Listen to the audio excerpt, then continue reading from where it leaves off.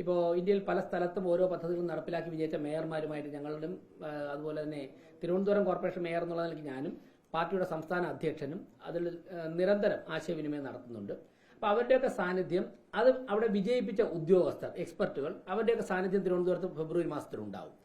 അതിനൊക്കെ ശേഷം മാത്രമായിരിക്കും ഇതിന് കൃത്യമായിട്ടൊരു ആക്യുറസി വരുന്നത്. ഈ ഒരു കാര്യങ്ങൾ കൂടി നിങ്ങളെ ബോധ്യപ്പെടുത്തുകയാണ്. പിന്നെ ബഹുമാനപ്പെട്ട പ്രധാനമന്ത്രിയുടെ വരവ് വളരെ വലിയ ഒരു പ്രതീക്ഷയും ആവേശവും ആത്മവിശ്വാസവുമാണ് BJP പ്രവർത്തകർക്ക്, തിരുവനന്തപുരത്തെ കോർപ്പറേഷൻ 101 കൗൺസിലർമാർക്ക്, അതോടൊപ്പം തന്നെ പൊതുസമൂഹത്തിന് കൈവരുന്നിരിക്കുന്നത്. ഇന്നലെ നടന്ന കൗൺസിൽ യോഗത്തിൽ തന്നെ വളരെ പ്രതീക്ഷയോടെയാണ് 101 കൗൺസിലർമാരും പ്രധാനമന്ത്രിയുടെ തിരുവനന്തപുരത്തേക്കുള്ള വരവിനെ, പ്രത്യേകിച്ച് തിരുവനന്തപുരം കോർപ്പറേഷന്റെ ഭരണം NDAക്ക് ലഭിച്ചതിന് ശേഷമുള്ള വരവിനെ നോക്കിക്കാണുന്നത്. തീർച്ചയായിട്ടും എല്ലാ മാധ്യമപ്രവർത്തകരെയും സഹകരണം പ്രതീക്ഷിക്കുന്നു.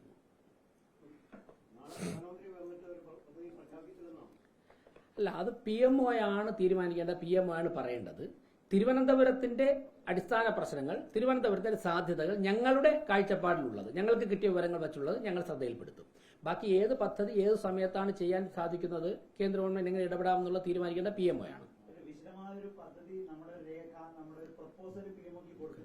അതായത് ഞങ്ങൾ അങ്ങനെ എല്ലാ കാര്യങ്ങളും കൊടുക്കണമെങ്കിൽ ഭരണപരമായി ഇപ്പൊ ഒരു രാഷ്ട്രീയ പാർട്ടി സമർപ്പിക്കുന്ന, ഒരു കോർപ്പറേഷൻ സമർപ്പിക്കുന്ന രണ്ടാണ്. ഞങ്ങളിപ്പോൾ 25 ദിവസം മാത്രം കംപ്ലീറ്റ് ചെയ്ത ഒരു ഭരണസമിതിയാണ്. അതിലൊരു 8-10 ദിവസം സ്റ്റാൻഡിംഗ് കമ്മിറ്റി ചെയർമാൻ തെരഞ്ഞെടുപ്പുമായി ബന്ധപ്പെട്ട് ഞങ്ങൾക്ക് ഇന്നലെയൊക്കെ ഇപ്പോഴും ഒരു സ്റ്റാൻഡിംഗ് കമ്മിറ്റി പൂർത്തിയാകാനുണ്ട്. ആദ്യത്തെ കൗൺസിൽ യോഗം നടന്നത്, പൂർണ്ണ കൗൺസിൽ യോഗം നടന്നത് ഇന്നലെയാണ്. അപ്പോൾ സ്വാഭാവികമായിട്ടും ഒരു കേന്ദ്ര ഗവൺമെന്റിന്റെ മുൻപിൽ ഞങ്ങൾ പദ്ധതികൾ സമർപ്പിക്കുമ്പോഴേക്കും ചില കാര്യങ്ങൾ കൗൺസിലിന്റെ അംഗീകാരം വാങ്ങേണ്ടതായിട്ടുണ്ട്. അപ്പോൾ അങ്ങനെയുള്ള ഒരു 15-20 ദിവസമാണ് ഞങ്ങൾക്ക് ഈ കാര്യങ്ങൾ കൊണ്ട് കിട്ടിയിട്ടുള്ളത്. അതുകൊണ്ട് തന്നെ ഈ വിഷയങ്ങൾ ശ്രദ്ധയിൽപ്പെടുത്തുന്നതിലപ്പുറം ചില കാര്യങ്ങൾ കൂടി കംപ്ലീറ്റ് ആവാനുണ്ട്.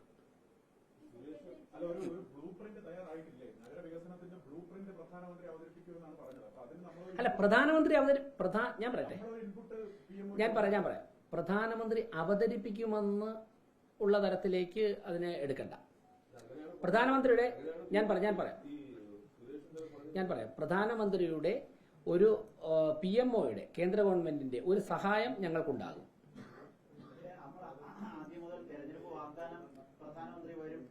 പ്രധാനമന്ത്രി വരെയല്ലേ അതിലെ പ്രധാനമന്ത്രി വരെയല്ലേ പ്രധാനമന്ത്രി നഗരത്തിന്റെ വികസന രേഖ അവതരിപ്പിക്കുന്നതാണ്. അപ്പൊ ആ രേഖയിൽ എന്തുണ്ടാവും? അങ്ങനെ ഒരു അവതരണം ഇല്ലേ? നമുക്ക് കാത്തിരിക്കാം.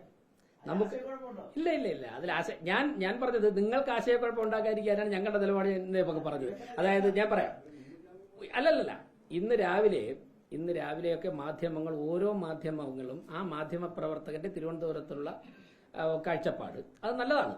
ഞങ്ങളൊക്കെ പ്രസംഗങ്ങളിലൊക്കെ നടത്തിയ പല കാര്യങ്ങൾ വെച്ചിട്ട് ഉള്ള വാർത്തകൾ വരുന്നു. അത് വരുന്നത് കൊണ്ടാണ് ഞാൻ അക്കാര്യം സൂചിപ്പിച്ചത്. ഓരോ മാധ്യമത്തിൽ വരുന്ന ഓരോ തരത്തിലുള്ള വാർത്തയാണ്.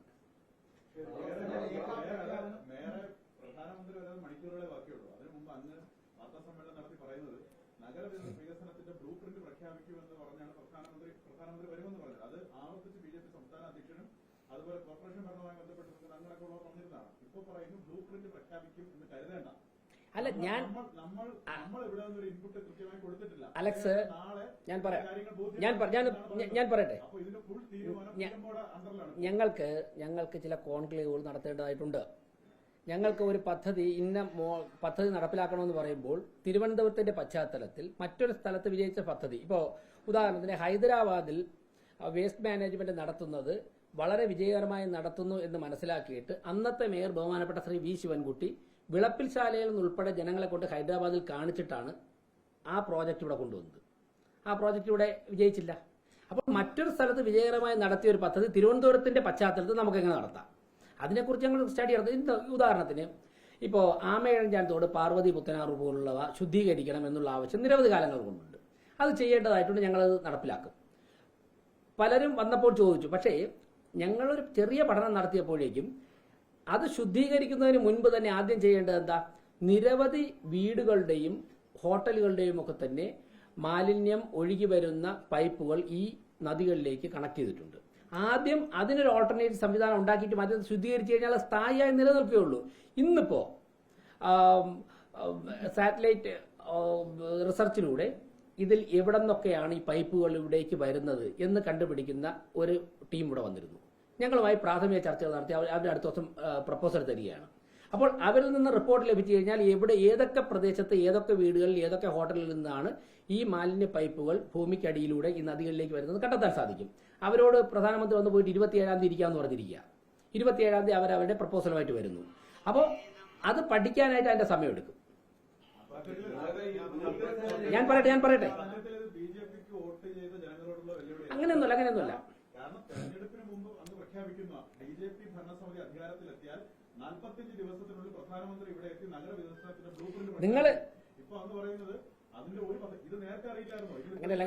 എടുക്കും, നിങ്ങൾ ഇത്രയും ചർച്ചകൾ നടത്തേണ്ടി വരും, ഇത്രയും ആളുകളെ കാണേണ്ടി വരും. ഞങ്ങൾ നടത്തിയ ചർച്ചകളുടെ അടിസ്ഥാനത്തിലുള്ള ഞങ്ങളുടെ വിവരങ്ങൾ നാളെ അദ്ദേഹത്തിന്റെ ശ്രദ്ധയിൽപ്പെടുത്തും. അതിനുശേഷം ഞാൻ പറഞ്ഞല്ലോ, ഫെബ്രുവരി മാസത്തിൽ സമ്പൂർണ്ണമായും 4-5 കോൺക്ലേവുകൾ നടത്തേണ്ടതായിട്ടുണ്ട്. ചില മേയർമാരെ ഞങ്ങൾ ഇൻവൈറ്റ് ചെയ്തിട്ടുണ്ട്. അവരുടെ സമയം കഴിഞ്ഞ 15 ദിവസം ഞങ്ങൾക്ക് കിട്ടിയിട്ടില്ല. അവർ വന്നിട്ട് അവരുടെ എക്സ്പെർട്ടുകളുമായി തിരുവനന്തപുരത്ത് വരാൻ സമ്മതിച്ചിട്ടുണ്ട്. അവരുടെ വിവരങ്ങൾ ലഭിക്കുവാനുണ്ട്. ഈ സ്റ്റേറ്റ്മെന്റ് ക്ലാരിറ്റിക്ക് വേണ്ടി ചോദിക്കുന്നത്, നാളെ പ്രധാനമന്ത്രി വന്ന് വികസന രേഖ പ്രഖ്യാപിക്കും എന്ന് നിങ്ങൾ ഉറപ്പിക്കേണ്ട എന്നല്ലേ രാജേഷ് പറഞ്ഞത്? അതിലെ നിങ്ങൾ ആ രീതിയിൽ ഇന്റർപ്രറ്റ് ചെയ്യേണ്ട. ഞാൻ പറയട്ടെ, പല മാധ്യമങ്ങളും ഓരോ മാധ്യമങ്ങളും ഓരോ തരത്തിലുള്ള വാർത്തകൾ കൊടുത്തു. ആ വാർത്തകൾ ജനങ്ങളുടെ പ്രതീക്ഷയാണ്, ആ മാധ്യമ പ്രവർത്തകരുടെ വിലയിരുത്തലാണ്. ഇത് പറയുമ്പോൾ ഒരു ഭരണസമിതി എന്നുള്ള നിലയ്ക്ക് ഞങ്ങളുടെ പരിമിതികളാണ് ഞാൻ ചൂണ്ടിക്കാട്ടിയത്.